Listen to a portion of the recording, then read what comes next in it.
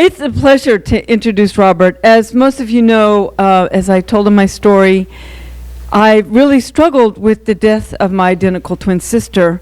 And I've gone through lots of therapy, and I've gone through a number of workshops, and they've sort of released little tiny bubbles from it, but it's been 27 years, and I still use it as a badge of punishment in a way, And so, and then also, finances have been an issue, and I think being fired from my job a year and a half ago was culmination.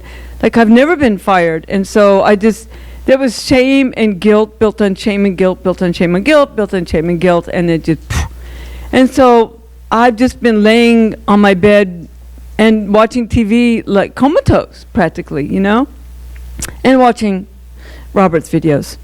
So when Robert called me up, I was, I was trying to get into the moment because I knew this was something that's been on my back for a long time, finances and loss. And I have to tell you what was going on inside my mind when he was repeating my story.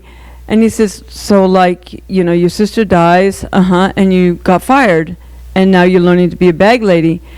And it just struck me as hilarious. I'm like, and all of a sudden it's like two huge bubbles burst and dissipated. And it was gone. And then I had a giggle fit, as most of you saw, and I couldn't contain myself, but it was the joy of the burden also off of me, And it's also hilarity of this stupid story I've been telling myself for so many years. So, the loss of anybody, but for me particularly a twin, is sad, But there's a difference between sadness and then caring and embellishing and making the story, making it huger and huger and huger and huger, and attracting other things to feed into that story, so that's different. So grief you have to go through, but you don't need to use it to beat yourself up. So I can say I am emotionally free of those, okay? I've got other things to do. So it gives me tremendous pleasure to introduce the genius who burst the bubbles.